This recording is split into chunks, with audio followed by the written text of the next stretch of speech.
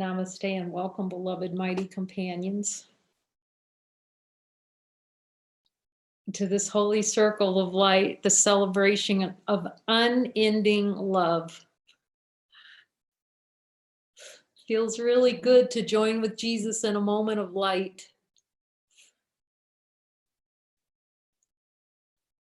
To see that the light, to be reminded that the light is here. Infinite, unchanging light.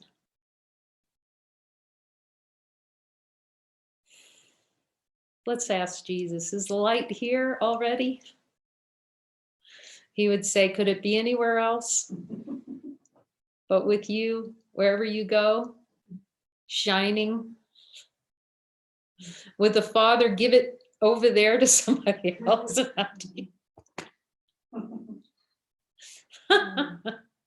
Let's. He's fun. I'm telling you, sir. He's gonna crack you up. He really is. As we're starting to talk to him, he says the funniest thing. I have to check in, it's like, Jesus, is that you? Well, because consciousness likes to play. I was just joining with Heidi, and it was like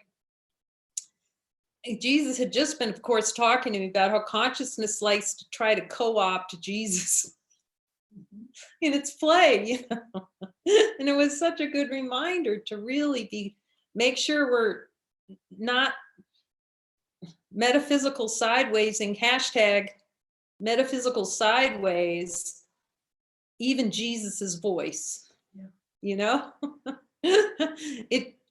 can ask Jesus, does your voice sound like, well, my guidance says, whose guidance is that? Do you see, but we need that level of clarity. You see, when you're hearing from him, it's the whole, it's expression of wholeness. So it was really helpful how he showed me to ask him, and you can ask that inner light within, is this divine expression? The ego's going to go, huh? Like Scooby-Doo? What?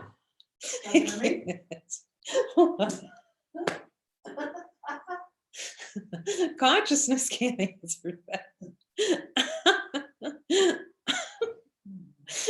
See, it was really helpful when he showed me to ask that question. Is this divine expression of light? It was really helpful for the discernment. And I asked him, is this you, Jesus? Really, as we're tuning in and we're helping each other, it's so miraculous, this joining. And beings are saying that. It's like, boy, I can just hear him so much better joined. I don't know how that works. He knows what he's doing.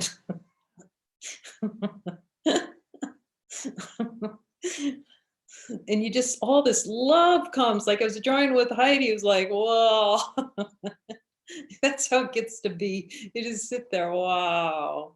Because we're following the light.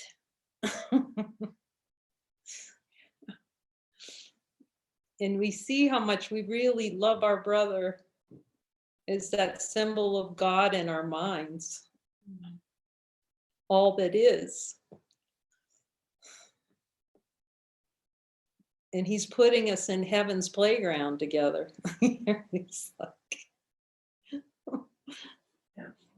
and I'm asking if I can tell this story about Kelly. She could tell it for herself, but it's so, when you really follow, you get those little signs, and it's been so beautiful. So because Kelly's going to be coming here in late November, we're working the dates and everything, and it's been so beautiful, and we just join on everything together. She's like such a symbol in the mind of willingness to, okay, let's just see, what do I do next, and what do I do with my car? And we joined in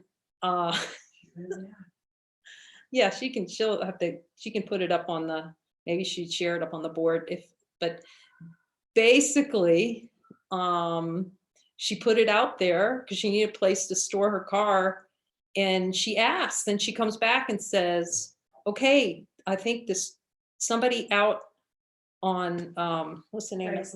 Craigslist came and said I could store my car there. And she joined and I could hear, we can all hear it. See, it's like no one can hear Jesus better than anyone else. It's just kind of a play in consciousness. It seems like that but when you really get into the joining, everyone hears it and you can relax a little bit because everyone's hearing it. You hear the energy. So we join here. Yeah, feels like that. It feels like she used to go there. And she goes there and they're missionaries that love Jesus, going to be watching over her car. They come to Mexico. Is that beautiful? Is that like so perfect? Kelly, you want to add anything to that? It's glorious. She's You say yes to Jesus. When you say yes to Jesus, he's going to arrange that time and space. And she's in the trust, that's the only way we can do it. Because really the ego would be saying, oh, that's Craigslist. But I'll tell you, it's so true. Like what's happened with Kelly, what a great reflection. Because I'm telling you, when I started following Jesus, it's like I couldn't get in a car without a crucifix hanging like a cab. You get on a bus, ask Rita, she took a picture. There's Jesus right there on the wall in front of you. Almost every bus in Mexico is hanging from. I remember, I'll tell this story. He says it's in purpose. Okay, so I was walking down the La Casa de Milagros, which is David's place. That's a year and a half, maybe 2 years ago, because Jesus sent me there to volunteer. And I'm on my way, and literally I'm walking along doing forgiveness, okay? And just, okay, Jesus, what do I need to see? And we've all had these conversations. And I look over to the right, and in the middle of the street, this has to be Mexico, there's like a 15-foot wall of flowers and plants. of They do this for some kind of celebration or whatever. I mean, the thing was huge in the middle of the street, and there's Jesus and Mary sitting at the top, right as I'm just praying to Jesus. It was huge. I got a picture of it. Maybe I'll find it and post it. It was like, and that's our experience. I know there probably all the beings out there have those. When we're right in Jesus, in the pocket of the Christ, and we're really listening. But if we don't jump out of our comfort zone, he can't take time and space. Let's ask him. Jesus. See, we're not letting him control time and space if we don't follow him. When he tells us, you can ask him, Jesus, in the light of divine being, honesty of God, when I don't follow you, can you control time and space? No, because he can't step in where we're denying our divinity.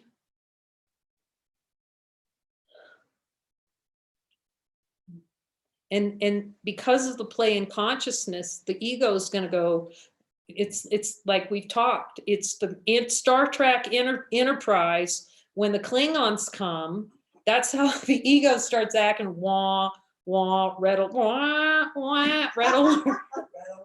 Red alert. Oh no, except that it's not the Klingon, it's Jesus out there trying to invite us to trying to say hello. I didn't abandon you. Oh my gosh, we're too adorable, really. The multitude of ways consciousness can try to hide under the rug to get away from Jesus. Yet, in the light of divine being, honesty of God, even hiding under the rug, just check. You're going to see the light's with you under that rug. Ask Jesus. Jesus, that's when it gets really funny. You just go, oh my gosh, the light's under this rug too. But we'll choose safety and comfort over divinity. And it's death. Ask Jesus. Ask him, Jesus, when I choose safety and comfort of this world, am I playing dead? We call it here, we call it going turtle. Because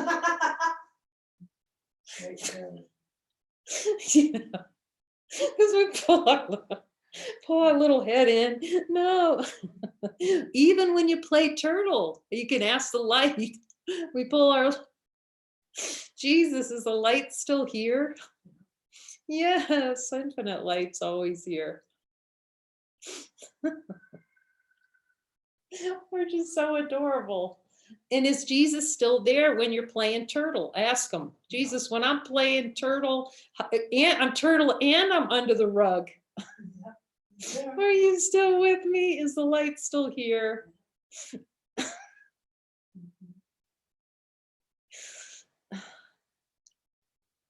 So we're just really, the beauty of coming together is to look at those desires. Like, just be focused on that. He's reminding me, for all of us, he will take care of the minutia. Ask him, Jesus, if I'm just focusing on looking at desires with you, will you take care of the minutia? See if he says, I don't hear a no. No. We could all start going thumbs up. Because we can all hear Jesus. He told Helen that, and you start seeing it, but we have to turn the minutia over to him. You know, if we clutch, I got to control the minutia. It was so helpful when Muji said that. He says, the Holy Spirit becomes your secretary.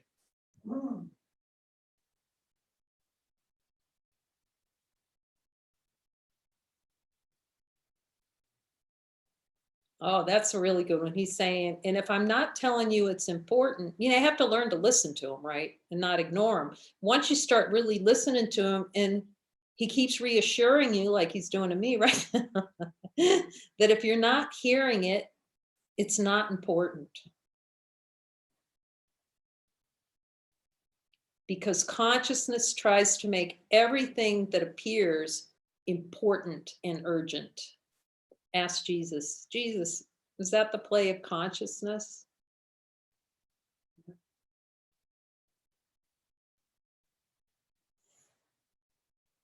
I'm talking, and it's like, Jesus, do you really want me to tell that story? Okay, so yes, he does, so I will. Okay, so, and it was such a good story from the standpoint of really seeing, even though I kind of know. So this is how consciousness plays. Now, when we start to look inward, it's a good reminder. See, and I was at a Muji retreat, and you're sitting there, you're really you're focusing on divine light. Okay, and I cracked my eyes open, and there went somebody. We were at a pool. We're around a pool. Everyone's like, you're praying to God, and you're just going as deep as you can to nothingness, right? And then someone walks by in a bikini, and I thought, you know, I lost back a bikini just like that. Now it had been 40 years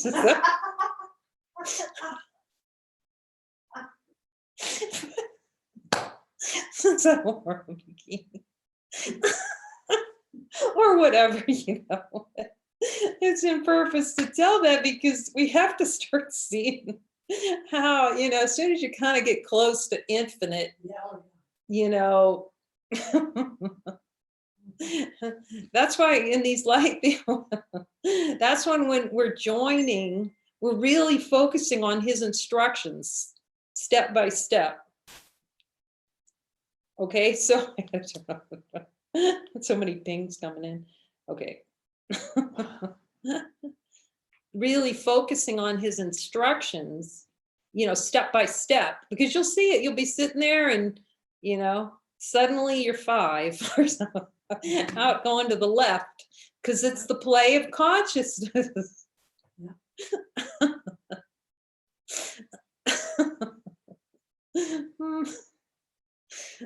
That's how it plays. But remember, I love that story too, Ramana Maharshi, because it really is reflecting the innocence.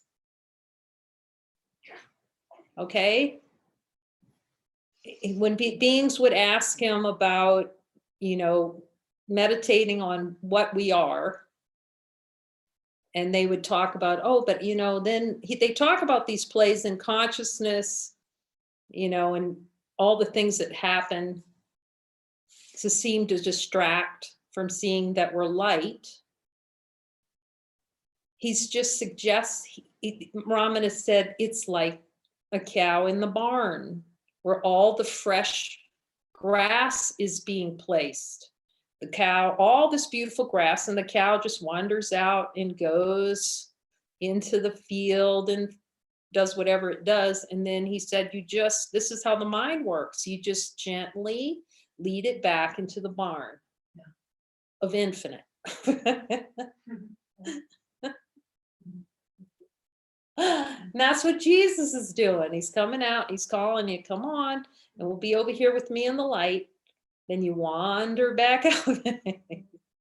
Come on. Like he's never going. Ask him, Jesus, do you take the stick out and hit me with? He doesn't. Does the light do anything other than just love? So it's right now.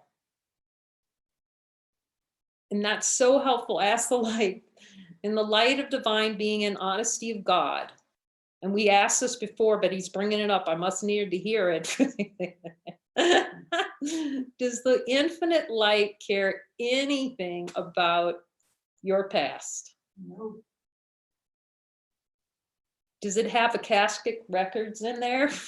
That's the play in consciousness. We'll just go out into the Akashic records and don't even, Jesus, do we need to spend any time on that? No. See that you're infinite light right now. In the light of divine being and honesty of God, are we light? See what's before time began.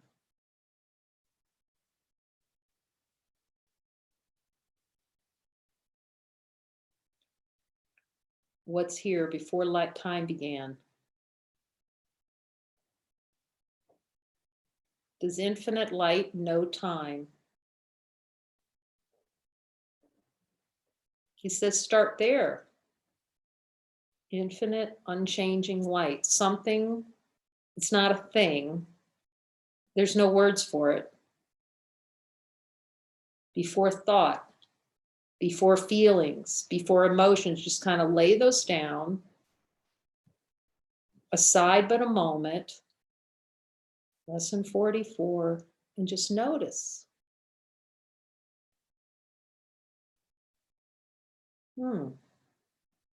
What's before all thought?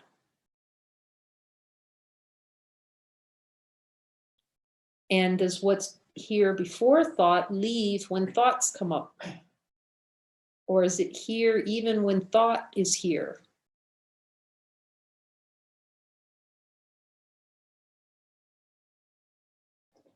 The holy instant, the instantaneous recognition of infinite light. It's a good place to be reminded that it's not a place, really, it's identity.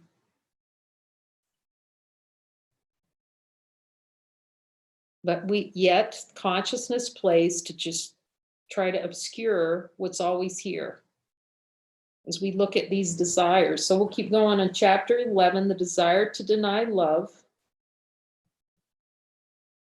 Everything that passes before your eyes, you desire to see. So we can ask them, Jesus, in the light of divine being and honesty of God, does everything that passed before my eyes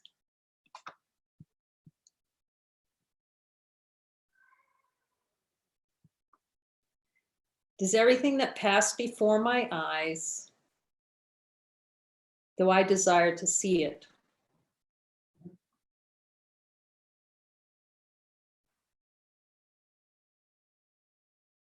You can ask him. But see, when he says yes, it's gentle. He's just pointing what we need to see. Okay. And how much we don't want to see that everything that passes before our eyes is a choice, is a decision. So let's just ask him about that. So, Jesus, do I have a desire to have an experience where everything passes before my eyes? I do not admit I desire it.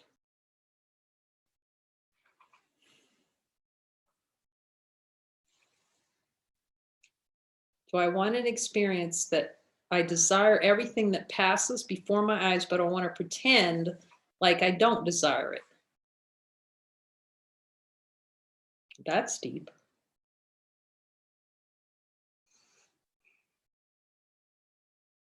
He says, unless you see that, you can't see how powerful you are as an infinite being.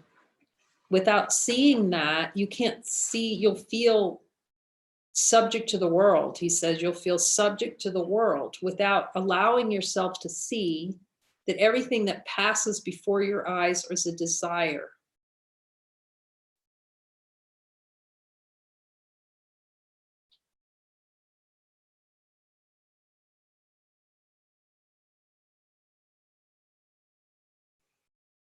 The desire to be confused about identity. You can ask him that. Jesus is what's passing before my eyes, part of the desired experience, not to know myself as light.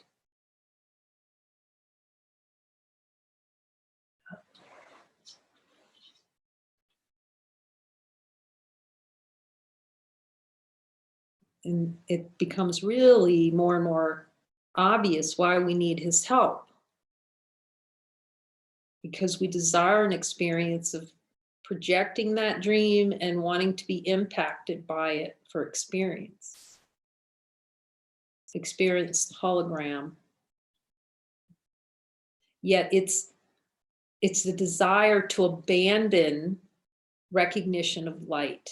Just ask him, Jesus, is the world the desire to experience abandoning the light? And then claiming that the light abandoned me. Right. But when you see it, then the lights come on. All right. Yep. He said that in the course, didn't he? Yep. Oh.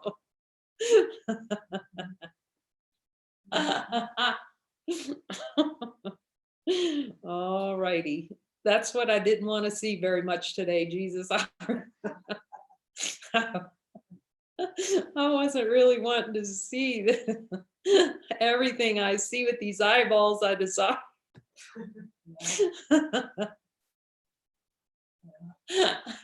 Not on the top 10 list. For limited consciousness, no. Really, you can start, it's already happened in some of the light circles. Everybody's just starting to giggle at the end because you see how right Jesus is, and that this can be light. Ask him, Jesus, when I look with you, can this be light? And hear what he says. This is the laughter recall program. The happy laughter recall. Because remember, that was so helpful when he showed me how it takes, he said, the Son of God remembered not to laugh. So this is good. Let's ask him this. You really start having fun with him, Jesus. Because you know the answer already, but he's going to remind you. Okay, Jesus. So did I miscreate memories so I would forget to laugh about this world? Yeah.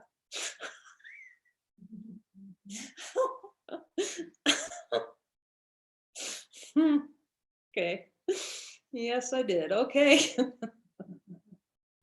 Yes, were memories created so I would forget to laugh about this world?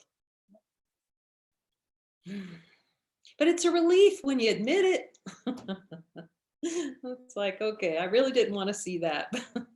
Let's ask him, Jesus, did I want to see? Was did I want to see that I created memories so that I wouldn't? I forgot to laugh about the world. I mean, or was I trying to deny that I know this already? Yeah.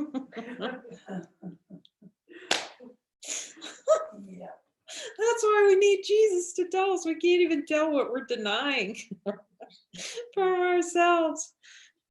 That's when you just start laughing, like we're laughing now, because it's not serious. Ask him, is any of this serious? He says, just don't jump on the train of hell anymore. Yeah. That's right. Just see how much he's saying he's saying just see how much you really love you, not love it because it's not love of the Father, it's just how much you desire, like you relish the train of hell. Just say, Jesus, will you show me, do I relish the train of hell? You must. Yes.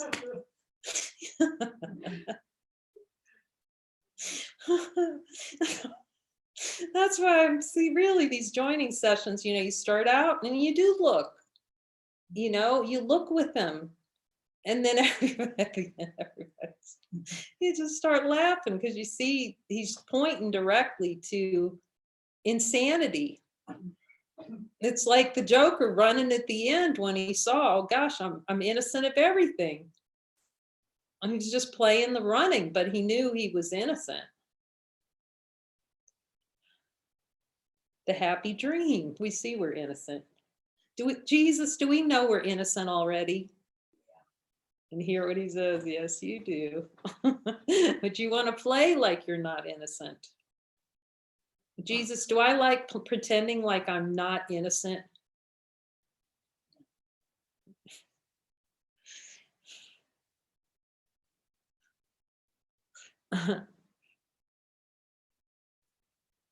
So, okay.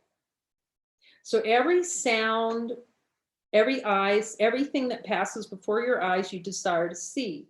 Every sound that arises in the world, you desire to hear. Okay, let's ask them, Jesus, because we're starting to know what the answers are. Does every sound that appears in the world my desire? Does God see me as innocent for that? Do you really want to listen in your heart? Let that land in your heart. Because the play of consciousness is to generate the sounds and then try to push them away. Just like vision, it makes those things and then it plays the selective vision. I like this, I don't like this visually. It plays the selective hearing. I like this, I don't like this, which we get to practice a lot here at the center because we have lots of opportunities to look at what judgments there are over sound. Every sound that arises in the world you desire to hear and trade for the sound of the voice of for God that would sing to you of heaven. Okay, well, we'll just ask so we can see it. Going for gold, going for honesty of God. Let's just ask, Jesus, do I desire to have sounds of the world to trade for the sound of the voice for God that sings to me of heaven?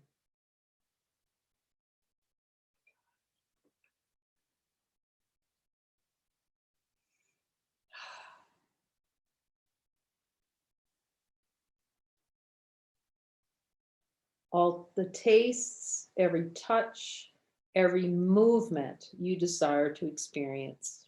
We'll ask, Jesus, I think we're knowing where this is heading.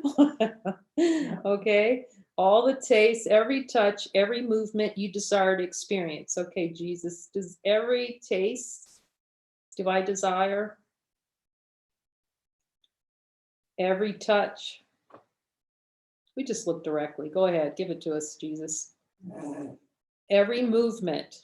Do I desire every movement? I'm willing to see it.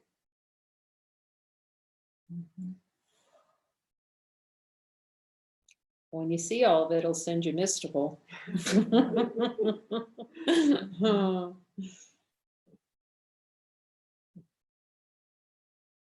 Yet the Holy Spirit would transform these to true perception, the perception of the light of God and truth shining always in everything.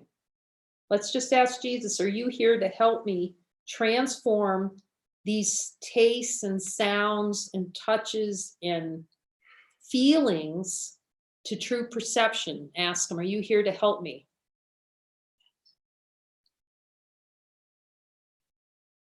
He says, with all the power of God.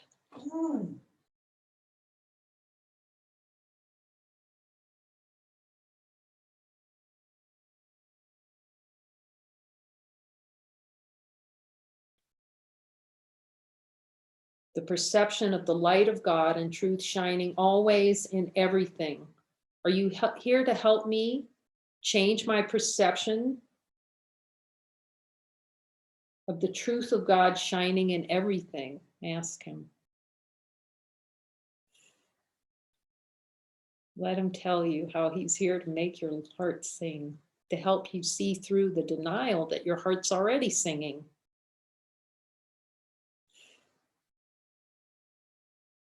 And the recognition that your only function is to rest and be carried as the love that you are.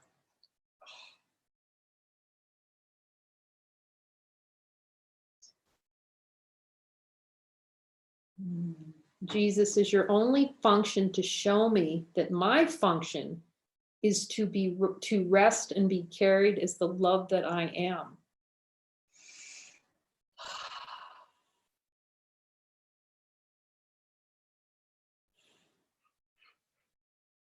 He says you can't rest without that, seeing that function. You won't see that you're dead. When he said, let the dead bury their dead, he was very literal about it.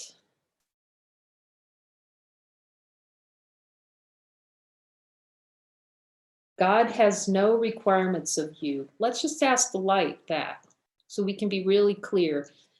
Does the light in the infinite being have any requirements for me? Jesus, who's the one who's making myself have requirements? Who's miscreating the idea that God has requirements? Who's that?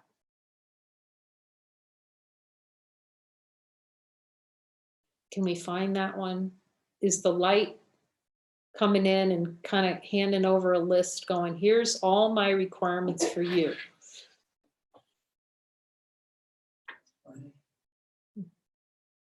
And we need to see that the light doesn't work like that because we're already light. It's the ego's play. It plays like Jesus has a requirement for us. Jesus, am I pretending like you have requirements for me? See that Jesus, in honesty of God, has no requirements.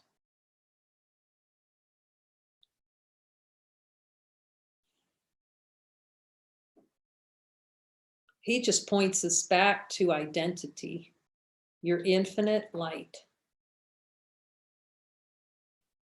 I'm asking him about the requirement of the curriculum. He says that because that is most helpful in consciousness to see that it's a required course.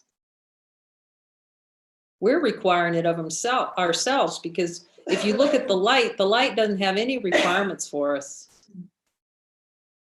But through the play of consciousness, he's saying, because consciousness likes to play like it doesn't know it's divine, it's required to look again.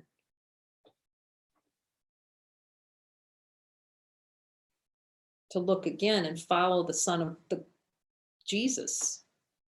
To unwind from the idea that we can deny the light and be happy, because that's the ego's play. Yeah. Let's ask, Jesus, is it true that the ego's play is to deny light and pretend like it can be happy with the denial? So we just see that is impossible. God has no requirements of you, for love knows no requirements. So let's just ask, does love, infinite love, have any requirements? Jesus says, just be as you are. Holy, whole, and complete. I love that Muji said to someone, I love you because you are. Mm. That's how God loves. I love you because you are. To say to a brother, I love you because you are. See, no conditions. Love has knows no requirements. Love is.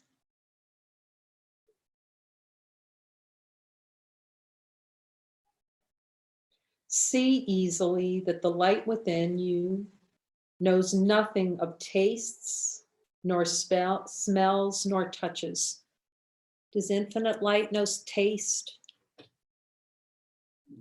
Does it know smell?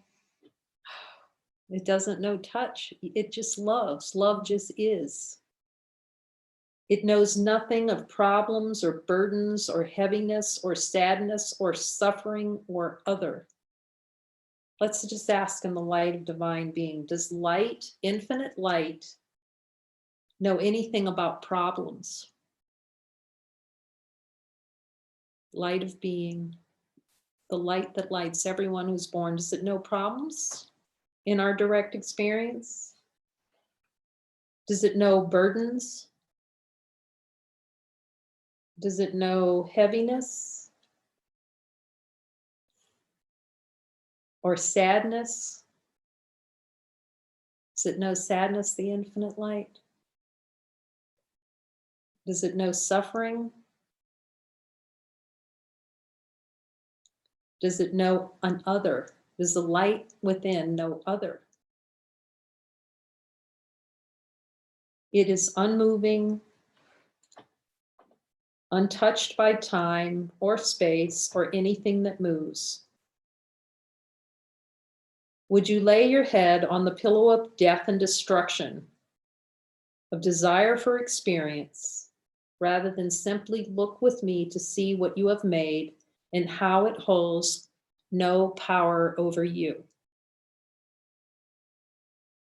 That's his only question for us. Would you look with him, us, would I look with him simply at everything that's been made to see that it has no power over us, not a whip of it? Does anything in form hold any power over infinite light of being in our direct experience as light beings?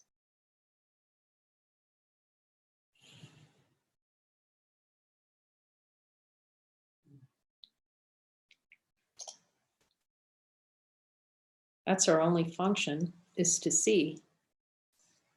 You can ask Jesus. Jesus, is my only function is to honor myself as the light of divine being, as God made me.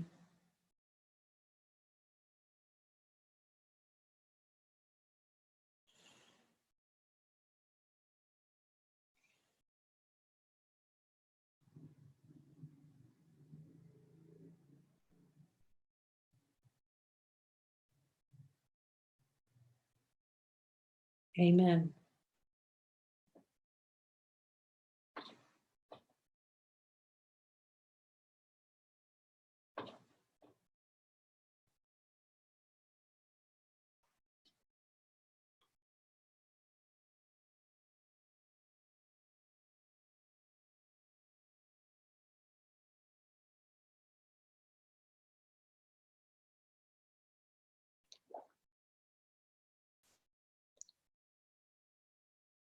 Jesus is just reminding everyone to stay deep in your contemplation with him.